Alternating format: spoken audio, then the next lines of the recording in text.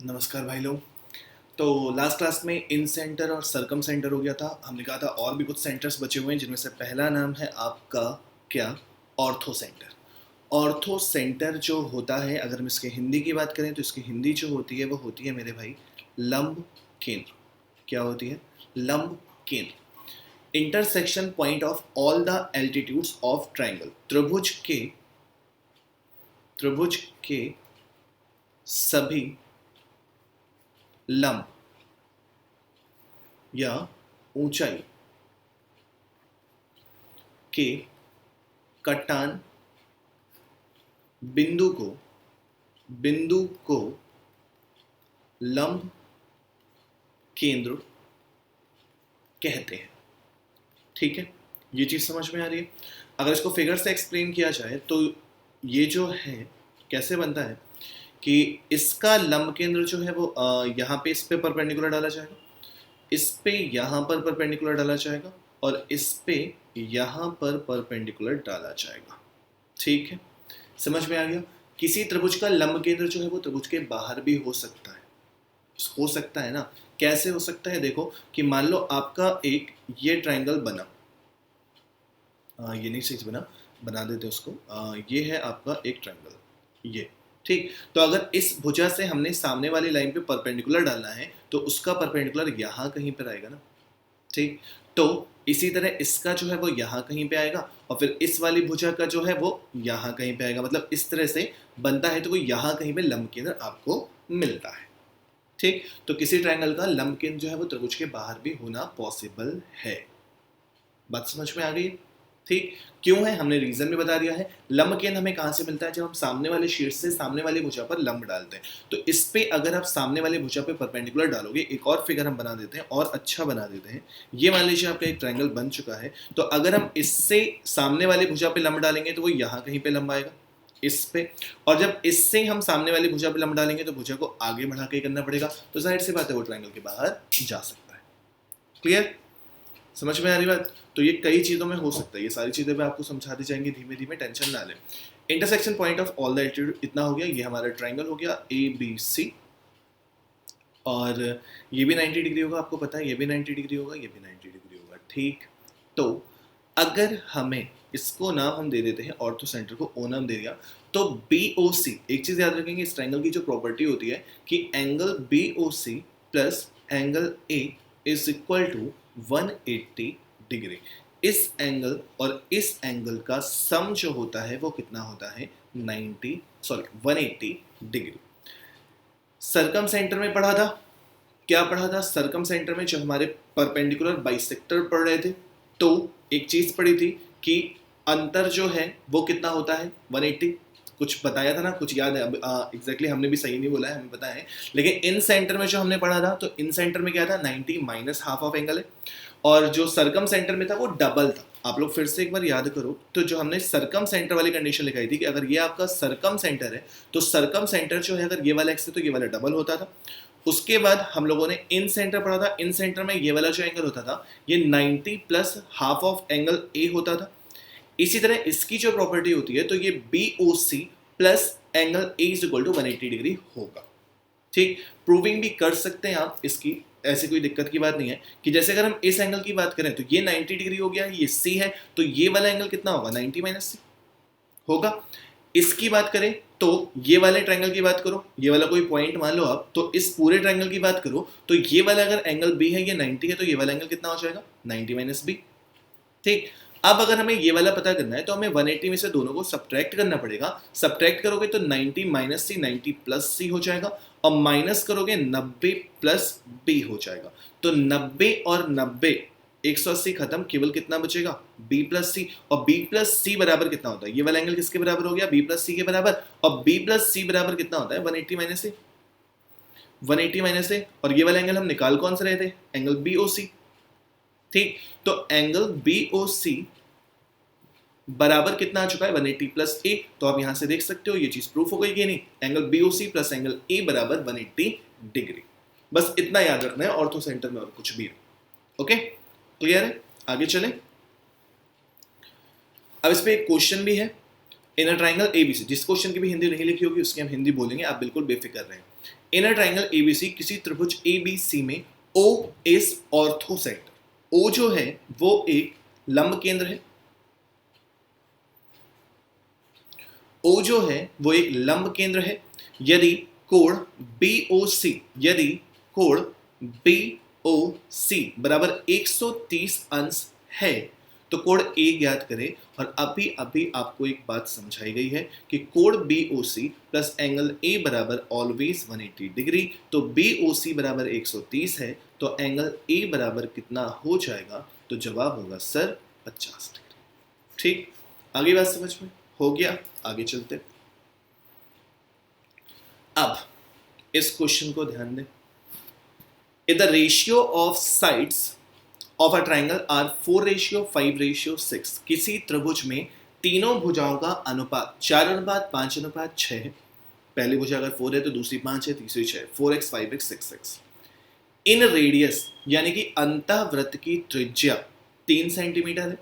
Find the length of altitudes, या हम ये कहें कि इस क्वेश्चन में एल्टीट्यूड्स ना फाइंड करके एक ही एल्टीट्यूड्स फाइंड करिए। Find the length of highest altitude. अब ठीक रहेगा। हाईएस्ट एल्टीट्यूड, सबसे बड़े लंब की, सबसे बड़े लंब की लंबाई ज्ञात करें। ठीक, ये करना है हमें। तो अब आप कंफ्यूज कि सर 4 पे बड़ी होगी, 5 वाले पे बड़ी होगी कि 6 वाले पे बड़ी होगी। तो मेरे भाई एक फिगर से एक समझना, एक बात समझिएगा फिगर से।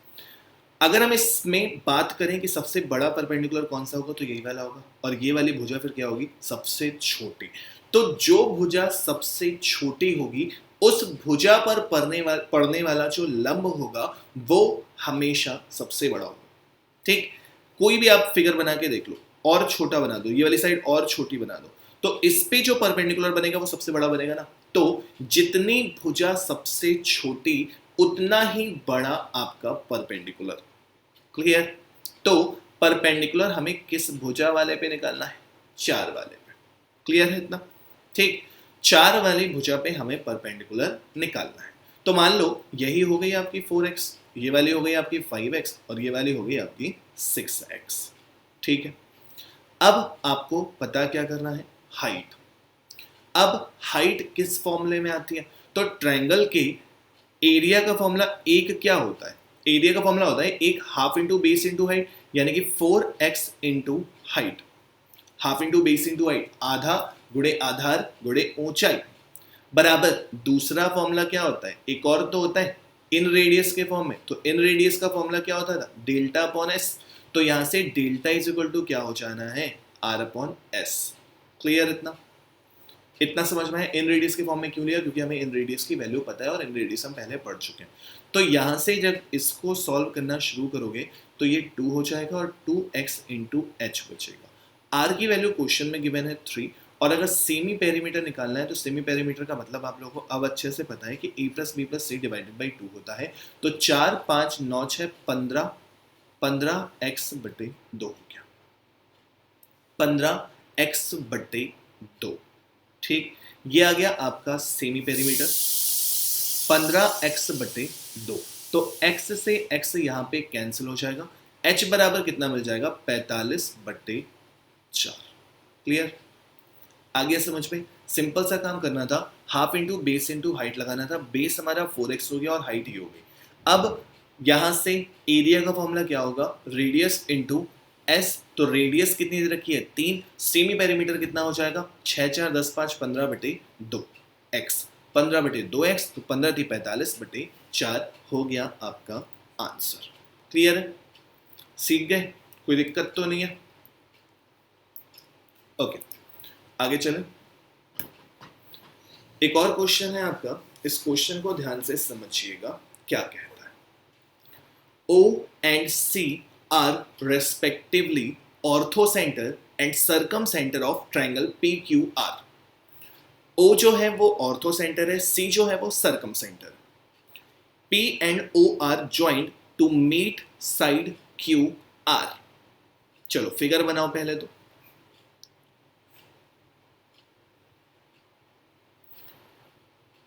P Q और R है आपका एक ट्रायंगल, ठीक। ऑर्थो सेंटर कहाँ पे बनेगा, तो इतना तो आपको पता है कि ऑर्थो सेंटर तब बनता है जब सामने वाली लाइन पे परपेंडिकुलर डालो, तो इसी लाइन में कहीं ना कहीं ऑर्थो सेंटर होगा। हमने मान लिया ऑर्थो सेंटर जो है वो आपका इस पॉइंट पे है कहीं ओ, ठीक। पूरा फिगर बनाने की जरूरत नहीं, बस ओ दिखा दिया काफी है। और सरकम सेंटर जो बनता था, सरकम सेंटर बनता था वो साइड के परपेंडिकुलर पे बनता था, साइडों के परपेंडिकुलर पे बनता था, हाँ या नहीं, ठीक। तो सी पॉइंट को हमने मान लिया यहां पर, कोई दिक्कत नहीं ना, फिगर समझ में आ गया। ऑर्थो सेंटर ये बन गया, सरकम सेंटर ये बन गया, इतना क्वेश्चन में गिवन था। अब हम थोड़ा सा दूसरे पेन का इस्तेमाल कर लेते हैं और अच्छे से समझाने के लिए। अब होगा क्या, कुछ और भी गिवन है। क्या गिवन है, पी क्यू एस बराबर 60 डिग्री, ये वैल्यू कितनी दे रखी है 60, और ये आपको पता है कितना डिग्री है 90 डिग्री, कुछ सोचना नहीं है। जब ये 60 है ये 90 है तो 90 प्लस 60 कितना हो जाता है 150, और 150 हो जाता है तो ये वाला कितना बच जाता है, केवल और केवल 30। क्लियर है इतना, बोलो इतना समझ में आ गया।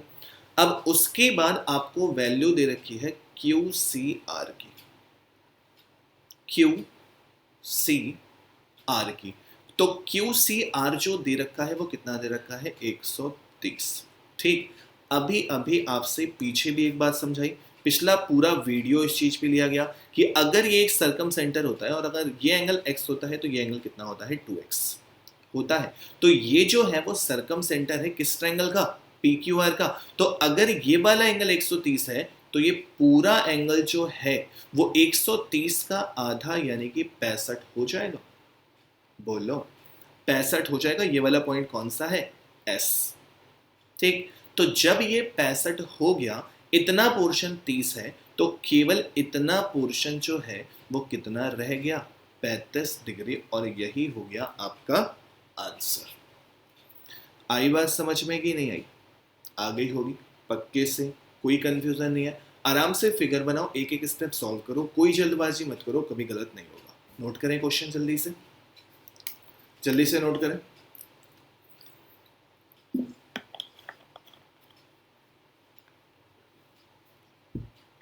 इसके बाद बात करते हैं हम लोग एक्सोसेंटर की, जिसे हिंदी में कहते हैं ऊपरी केंद्र। ऊपरी केंद्र क्या है ये, intersection point of one interior angle bisector and two exterior angle bisector, यानी कि एक अंतःकोण समद्विभाजक, समद्विभाजक तथा दो बाह्य समद्विभाजक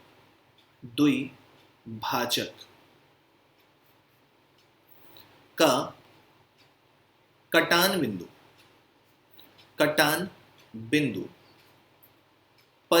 ऊपरी केंद्र कहलाता है, ठीक है।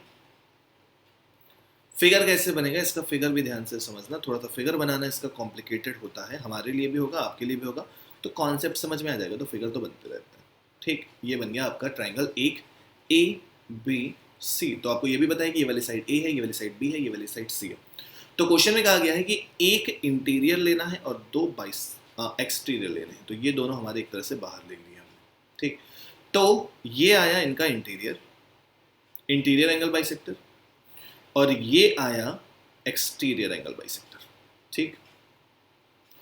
तो आप देख सकते हो कि B का एक्सटीरियर बाइसेक्टर ये है, C का बाइसेक्टर बाहरी ये है, और A का बाइसेक्टर ये है।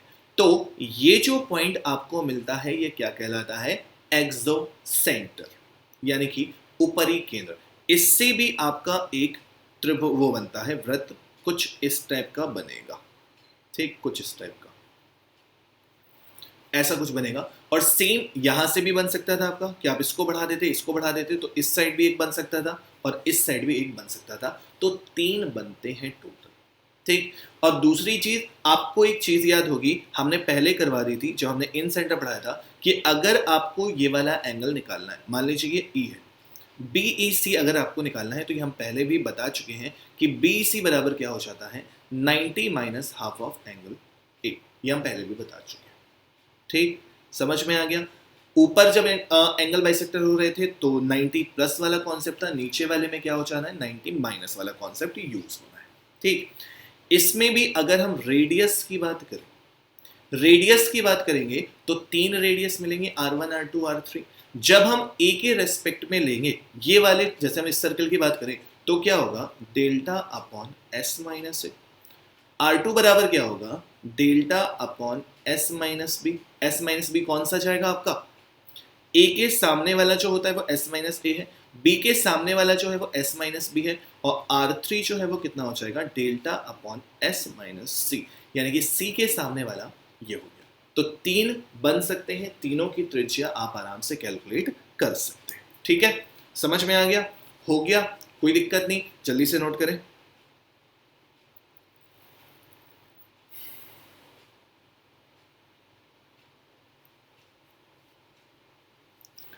आगे नेक्स्ट क्वेश्चन क्या कहता है, इन अ ट्राइंगल एबीसी, एक ट्राइंगल है आपका एबीसी, त्रिभुज एबीसी। पहले हम हिंदी पढ़ दें वरना शिकायतें रह जाएंगी, हमें शिकायतें नहीं चाहिए इस बैच में एक भी। हम मेहनत कर रहे हैं तो बस हिंदी इंग्लिश के चक्कर में बुरे नहीं बनना हमको, बाकी आपके क्वेश्चन सारे इंपॉर्टेंट है, सारे एग्जाम वाले। इन अ ट्राइंगल एबीसी, त्रिभुज एबीसी में AB बराबर 13 है, BC बराबर 14 है और CA बराबर 15 है। ठीक, त्रिभुज एबीसी में AB बराबर 13 है, BC बराबर 14 है और CA बराबर 15 है। Find the radius of X circle made by bisector of B, bisector of angle B यानी कि ये वाला, बाइसेक्टर ऑफ एंगल C, तो फिर इससे आएगा ये वाला, यानी कि हमारा फिगर यहां पे बनेगा। तो हमें रेडियस पता करनी है जो हमारा सर्कल बना है। ठीक, जो हमारा सर्कल बना है उसकी रेडियस पता करनी है r। तो यहां पे बनने के लिए हमें r बराबर क्या करना होगा, डेल्टा अपॉन s माइनस ए, s माइनस ए लेना पड़ेगा। अब ए जो साइड है वो यही वाली तो होगी, यही वाली साइड तो ए होगी, ये जो है इतनी साइड हमारी ए होगी, ए के सामने वाली, इसका मतलब हमें साइड कौन सी यूज करनी है, BC। ठीक, सॉल्व कर लीजिए। डेल्टा बराबर क्या होता है, S minus A, S minus B, S minus C. लंबी कैलकुलेशन है boss. R is equal to delta upon S minus A. तो क्या आप कैलकुलेशन करना पसंद करेंगे खुद से, राइट एंगल ट्राइंगल तो नहीं बन रहा, बस एक बार ये देख लेना, 13 के स्क्वायर 169, 14 के स्क्वायर 196, ना ना ना, पूरा सॉल्व करना पड़ेगा, कर लो। तो अगर हम पहले डेल्टा की वैल्यू निकालते हैं, delta is equal to under root S, S minus A, S minus B, S minus C लगाएंगे तो 15 और 14 कितना हो जाएगा, 29, 29 और 3 32 और 10 42 यानी कि 21। तो 21 गुणे 21 माइनस 13 यानी कि 8 और 21 गुणे 14 यानी कि 7 और 21 गुणे 15 यानी कि 6। तो जरा स्क्वायर रूट निकालो तो 7 इंटू 7, 3 इसके अंदर है ना, 3 इसके अंदर है और 7 भी इसके अंदर है, तो 7 बाहर आ जाएगा, 3 इसके अंदर है, 3 इसके अंदर है, 3 बाहर आ जाएगा और 2 इसका बचा हुआ है और ये 8 2 16 हो जाएगा यानी कि 4 बाहर आ जाएगा। तो 4 3 12 7 84। एरिया कितना आ गया त्रिभुज का, 84। 84 आपने यहाँ पे पुट कर दिया, 84 अपॉन सेमी पेरीमीटर कितना आएगा, तो 32/2 यानी कि 16 माइनस ए की वैल्यू कितनी है 14, तो 84/2 बोले तो 42 है आपके इस प्रश्न का उत्तर। ठीक है, ठीक है, एक मिनट 16 आ रहा है, ये 15 14 29 42 42 42 का मतलब 21 आ रहा है, s बराबर 21 आ रहा है, यही रखा है उसके बाद भी, यहाँ 21 कर दीजिए तो 21 माइनस 14 कितना होता है 7, 7 से डिवाइड करोगे तो 7 से डिवाइड करने पर कितना आता है 12, ये आएगा आपका फाइनल आंसर। ओके, हो गया, एक्स रेडियस समझ में आ गया। एक और क्वेश्चन करें फिर, क्या कहता है ये प्रश्न, find a ratio of in radius and x radius, यानी कि हमें अनुपात पता करना है अंतः त्रिज्या, एक्स रेडियस का मतलब हो जाएगा बाह्य त्रिज्या भी कह सकते हो, ऊपरी वृत्त की त्रिज्या हो जाएगा। हिंदी यार थोड़ा सा देख लेना इसको, ठीक है। बट किस ट्राइंगल में हमें पता करना है, इक्विलैटरल ट्राइंगल में यानी कि समकोण त्रिभुज में हमें उनका रेशियो पता करना है। तो एक तरह से करना क्या है, R1 अपॉन R2, पहले वाले की रेशियो रेडियस, दूसरे वाले की रेडियस। अगर हम पहले वाले की इन रेडियस की बात करें तो जो इन रेडियस का फॉर्मूला होता है वो आपने क्या पढ़ा है, डेल्टा अपॉन एस। ठीक, R2 इक्विलेटरल ट्रायंगल, तो इसको आपने क्या पढ़ा है, डेल्टा अपॉन एस माइनस ए भी हो सकता है, बी भी हो सकता है, सी भी हो सकता है, बट इसलिए दिक्कत नहीं है क्योंकि इक्विलेटरल ट्रायंगल बोला गया है तो सब बराबर के बराबर होंगे। ठीक, तो यहां से आपको क्या मिलना है, डेल्टा अपॉन एस लिखा, ये डिवाइड में है, मल्टीप्लाई में जाएगा तो S minus A divided by delta, delta से डेल्टा की कहानी खत्म। ठीक, खत्म होने के बाद क्या हो रहा है, s minus A divided by S बचेगा, तो ये s से दोनों जगह पे डिवाइड करोगे तो s अपॉन एस माइनस ए अपॉन एस हुआ, तो ये क्या हो गया 1 माइनस ए बाई एस। ठीक, ये कितना मिल गया 1 माइनस ए बाई एस, और s जो है वो क्या होगा, सेमी पेरीमीटर है, सेमी पेरीमीटर इक्विलेटरल ट्रायंगल का क्या होता है, तीनों भुजाएं बराबर तो 3a/2। तो s की वैल्यू आपने कितनी पुट कर दी, यहां से यहां पे पुट की तो 3a/2, तो 1 माइनस 2 ऊपर 2/3, यहां भी a था यहां भी a था, a से कैंसिल हो गया, 1 माइनस 2/3 जो है वो कितना हो गया 1/3 आंसर। समझ में आया? क्वेश्चन बहुत ही बेहतरीन था, क्वेश्चन बहुत ही इंपॉर्टेंट था। आपका इंटीजर में जब रेशियो निकल आता है ना तो वो क्वेश्चन बहुत इंपॉर्टेंट हो जाता है। ठीक, कुछ भी नहीं दिया हुआ था, अगर बच्चे कहेंगे सर हमसे रेशियो पूछ लिया गया, हमें कुछ भी दिया हुआ नहीं है, तो कोई बात नहीं, मत देने दो, बट यहाँ पे आप एक चीज देखो ना, आपका रेशियो तो निकल रहा है कि नहीं निकल रहा है। तो ऐसे क्वेश्चन हमारे कुछ ज्यादा ही इंपॉर्टेंट हो जाते हैं जो थोड़ा सा लॉजिकल बेस हो जाते हैं। ओके भाई लोग, आगे बढ़े। इसके बाद एक बहुत ही इंपॉर्टेंट चीज है आपकी, इन सेंटर से रिलेटेड है वो। ठीक, भले इन सेंटर से रिलेटेड पढ़ना है क्योंकि अब हमने लगभग सारे सेंटर पढ़ लिए, अब हमें कुछ मिक्स क्वेश्चन करने हैं जो पीछे रह गए होंगे वो। तो ये जो थ्योरम है आपकी, ये बहुत इंपॉर्टेंट है। If I is in centre of triangle A B C, A I upon I D बराबर B plus C upon A, बहुत ही इंपॉर्टेंट है, ध्यान से समझना इसको। सबसे पहले हम लोग बात करें इसके फिगर की, तो इसका फिगर क्या है, ये एक ट्रायंगल है आपका ए बी सी। ठीक, आई इन सेंटर है, इन सेंटर याद है कहां से बनता है, आई इन सेंटर है अगर आपका, तो ये तो सबको याद होगा ना कि इन सेंटर कहां से बनता है। तो इन सेंटर मेरे भाई अगर नहीं याद है तो याद कर लो, एंगल बाइसेक्टर से बनता है।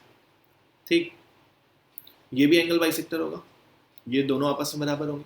ठीक, और ये वाला पॉइंट हो गया आपका आई, ए आई अपॉन आई डी बराबर बी प्लस सी, तो बी क्या है ये वाली साइड, सी क्या है ये वाली साइड, और ए क्या है ये वाली साइड। ठीक, अब इसकी प्रूविंग जरूरी है, एक बार प्रूविंग थोड़ी सी जरूरी है, हर चीज रटनी नहीं हो सकती, तो एक बार हम थोड़ा सा इसकी प्रूविंग पे ध्यान देते हैं।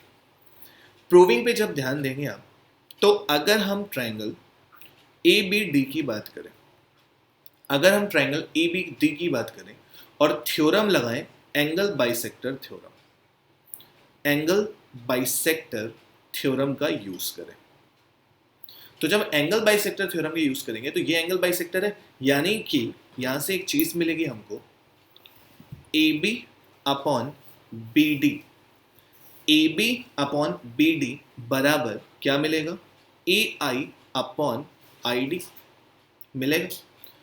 तो इसी को हम और क्या लिख सकते हैं, ए बी की वैल्यू आपको पता है सी, बी डी की वैल्यू आपको नहीं पता है, ए आई अपॉन आई डी।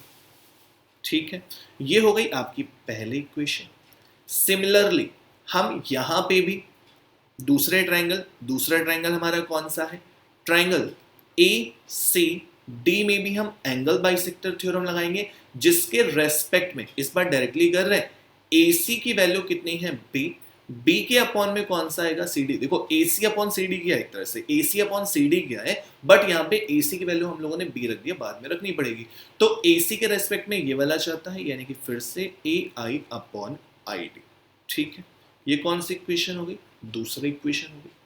अब एक बार AI अपॉन ID ये दिया है, एक बार AI अपॉन ID ये दे रखा है। ठीक ठीक, पक्का ठीक। तो अब हम क्या करें, हम दोनों को इक्वल कर दें।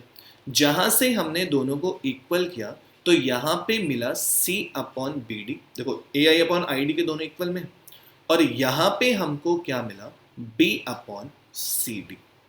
ठीक ठीक ठीक ठीक। अब अगर आप ध्यान दो तो आपको ए की वैल्यू चाहिए। ए की वैल्यू कब मिलेगी, जब बी डी और सी डी इकट्ठा होंगे। तो हम इसको यहाँ और इसको यहाँ भेज दें तो कोई दिक्कत तो है नहीं, बोलो कोई दिक्कत नहीं है ना, कोई दिक्कत नहीं है। तो जब हम इसको यहाँ भेजेंगे C D upon B D बराबर बी बाई सी, ठीक। तो होगा क्या, आप दोनों साइड 1 1 ऐड कर दो, आप दोनों साइड 1 1 ऐड कर दो जल्दी से। जहां से आप दोनों साइड 1 1 ऐड करोगे तो इस साइड भी 1 ऐड करोगे, इस साइड भी 1 ऐड करोगे, ठीक। एक मिनट देख लें तो ऐसा तो नहीं है कि हमें इसको उल्टा करना पड़ जाए, बी डी के अपॉन में ए आई आना है, ठीक है करके देखते हैं वरना उल्टा कर लेंगे। तो ये ऊपर क्या हो जाना है, C D plus B D upon B D बराबर क्या हो जाना है, B plus C divided by C. इतना हो गया, बोलो इतना हो गया। अब आप देख सकते हो कि C D plus B D बराबर क्या हो गया है, ए। तो A upon B D, A upon B D बराबर B plus C upon C, B plus C upon C. इतना मिल गया, कुछ हद तक हमें चीजें मिल गई हैं। तो हमें प्रूफ क्या करना था, बी सी अपॉन ए। तो इधर पे ए भेज दो, सी को इधर भेज दो, तो क्या मिल जाएगा, सी अपॉन बी डी बराबर बी प्लस सी अपॉन ए। तो भैया राइट हैंड साइड दो, प्रूफ हो गया। तो सी प्रूफ करना भी कोई बड़ी बात नहीं है, क्योंकि आप इसको देखो ये क्या लिखा हुआ है, सी जो है वो ए बी ही तो था। तो A B upon B D बराबर कितना आ चुका है, B plus C divided by A. इतनी बात समझ में आ गई, सब कुछ हो गया। चला एक बार पहले इक्वेशन पे नजर दौड़ाना, क्या थी, A B upon B D बराबर A I upon I D. तो हम यहाँ पे फिर से ये वैल्यू पुट कर सकते हैं, यानी कि A I upon B D बराबर B plus C divided by A. ठीक, यही प्रूफ करना था, आराम से हमने प्रूफ कर लिया कि कभी भी आई अगर हमारा इन सेंटर होता है तो A I upon I D बराबर B plus C divided by A कर देना है, दैट्स इट। बहुत आसान, ओके, याद रहेगा। आगे बढ़ जाओ। एक क्वेश्चन पूछा गया है इसी पे, इन अ ट्राइंगल एबीसी, एबीसी ने लिखा था, आप लिख लो, किसी त्रिभुज एबीसी में ए बी सी, ए बी बराबर 8 है, ए सी बराबर 7 है, बी सी बराबर 6 है, और हमसे ए आई अपॉन आई डी पूछा है। तो ये वाला पॉइंट आई होता है, ये वाला पॉइंट डी होता है। तो A I upon I D बराबर, अब हमको याद है क्या होता है, b plus C divided by A. तो b प्लस सी यानी कि 8 प्लस 7 डिवाइडेड बाई 6, 15/6 बोले तो 3 × 6 15, 3 दूनी 6 हमारा फाइनल आंसर है। तो ये प्रूविंग जरूरी थी। अब आपको याद भी रखना है कि A I upon I D बराबर बी प्लस सी अपॉन ए हमेशा होता है। क्लियर, आगे चले नेक्स्ट। अब ये क्वेश्चन आप देख सकते हो, सीजीएल मेंस 2018 में पूछा गया बहुत ही शानदार प्रश्नों में से एक। क्या है question, in triangle ABC, in triangle ABC, बड़ा बड़ा ट्राइंगल बनाते हैं ना तो फोटो समझ में आती है अच्छे से। ABC, त्रिभुज ABC में, हिंदी सुन लो पहले सभी बच्चे, त्रिभुज ABC में BE लंब है AC पर, BE लंब है AC पर, ठीक, ये लंब हो गया। CD लंब है AB पर, CD लंब है ए, गलत बन गया, बस यही दिक्कत होती है यार पेन टैब में, जाने कहाँ मिला दिया हम भी।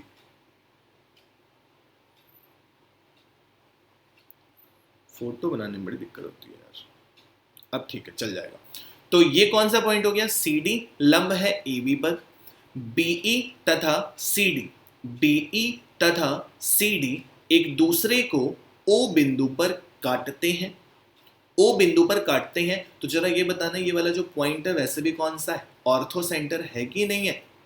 O जो है वो ऑर्थो सेंटर कहलाएगा कि नहीं कहलाएगा, भले ही क्वेश्चन में नहीं कहा गया, लंब केंद्र कहलाएगा कि नहीं, दो लंब एक दूसरे से मिल रहे हैं। उसके बाद the bisector of angle BOC OBC, इसका बाइसेक्टर भाई साहब, इसका बाइसेक्टर, ये दोनों कोण बराबर है।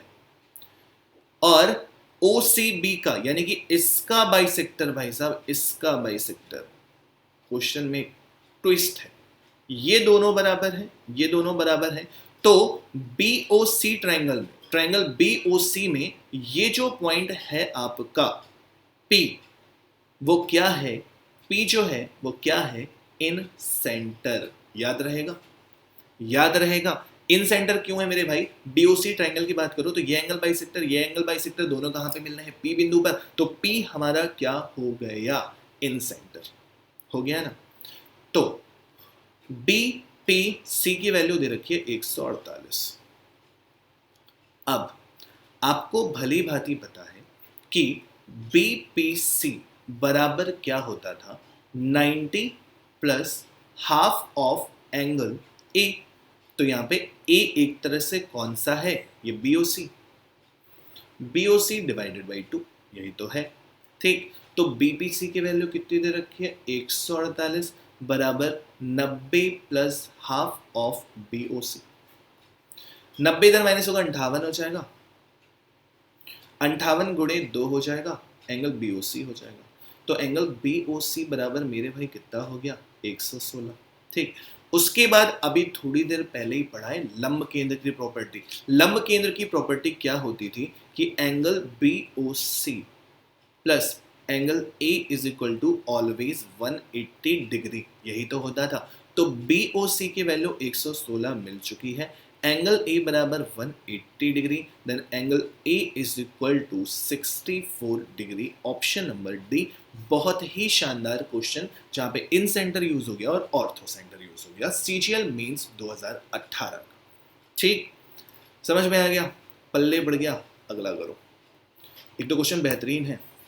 अब ये वाला क्वेश्चन उससे भी बेहतरीन, जब तक ये क्वेश्चन एक बार पढ़ नहीं लोगे, अपनी तरफ से दिमाग लगाओगे तो हमेशा इस क्वेश्चन को गलत करके आओगे एग्जाम में। यही था कि कुछ मेंस में अच्छे क्वेश्चन पूछे जाते हैं, जिनमें से एक क्वेश्चन ये बहुत ही प्यारा क्वेश्चन था।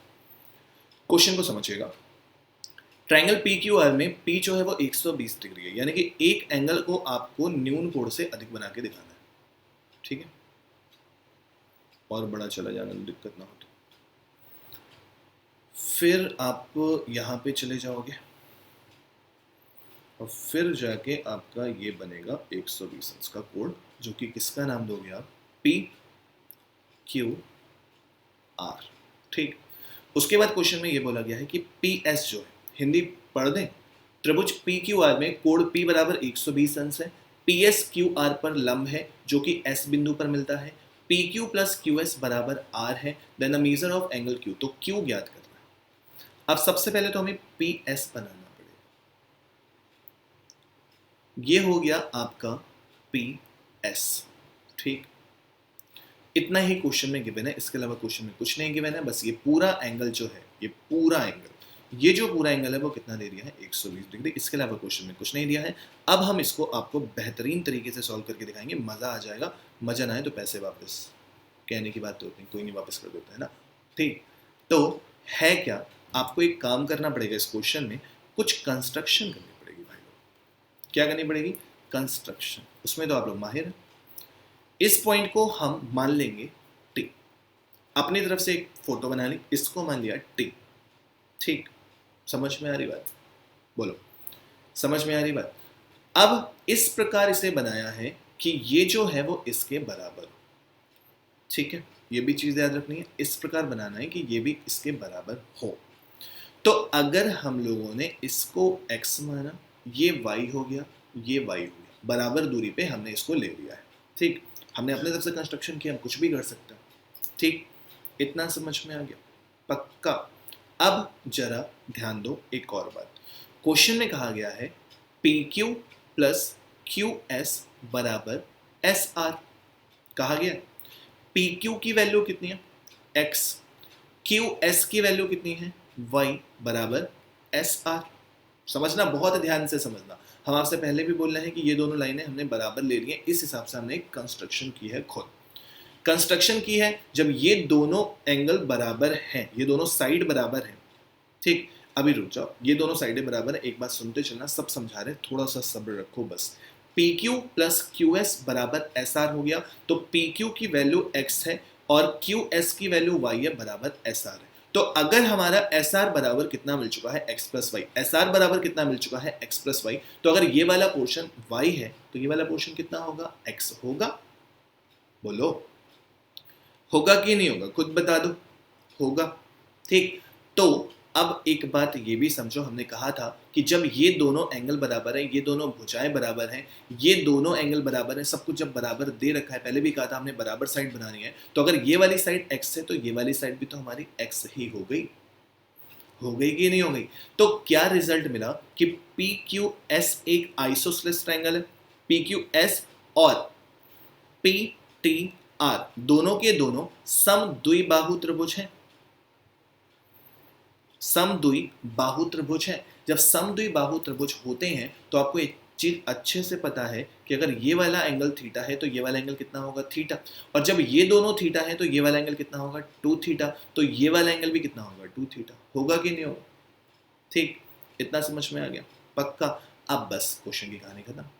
आपने केवल ये काम किया था कि हमने इसको एक ऐसी लाइन बनाई थी कि ये आइसोसेलेस ट्रायंगल बन जाए, यानी कि ये x है तो ये x हो जाए और ये है तो इसके बराबर हो जाए। अब ये 90 डिग्री ये 90 डिग्री जब बराबर बनाया है तो ये y होंगे कि नहीं होंगे। अब जब ये y हो गया, जब ये y हो गया, अगर आपको यहाँ से जो समद्विबाहु है अगर आप ये प्रूफ नहीं कर पा रहे हो तो एक बात समझो कि हमने केवल QS के बराबर ये दूरी पर एक बिंदु T ले लिया, इसको इससे मिला दिया। अब ये वाली साइड इसके बराबर, ये वाली साइड कॉमन, तो कॉन्ग्रुएंसी भी तो लग जाती है ना। जब कॉन्ग्रुएंसी लग जाती है तो जितना ये उतना ये है। अब ये x है, ये हम x पहले भी प्रूव कर चुके हैं, तो ये भी आइसोसेलेस ट्रायंगल बन गया। आइसोसेलेस ट्रायंगल में सामने वाले कोण बराबर होते हैं, थीटा थीटा, तो ये 2 थीटा ये 2 थीटा, ये वाला 2 थीटा क्यों हुआ, एक्सटीरियर एंगल है PTR का। ठीक, अब अगर हम पूरे ट्रायंगल की बात करें PQR की, PQR में तो सिंपल सा दिख रहा है आपको, angle P plus angle Q plus angle R बराबर कितना होता है, 180 degree.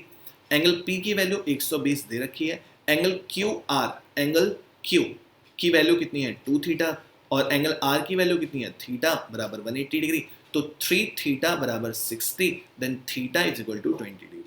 Theta is equal to 20 degree आ चुका है क्वेश्चन में। देख लो पूछा कौन सा गया है, क्वेश्चन में पूछा गया है angle Q, then angle Q is equal to 2 theta, तो 2 into 20 is equal to 40 degree. अच्छा क्वेश्चन आया था, बिना कंस्ट्रक्शन के करने में आपकी हालत खराब हो जाती। ठीक, तो बस इन सेंटर सर्कम सेंटर सारे सेंटर खत्म हो गए। अब अगली क्लास में मिलेंगे तो पढ़ेंगे congruency and similarity. Thank you, bye bye.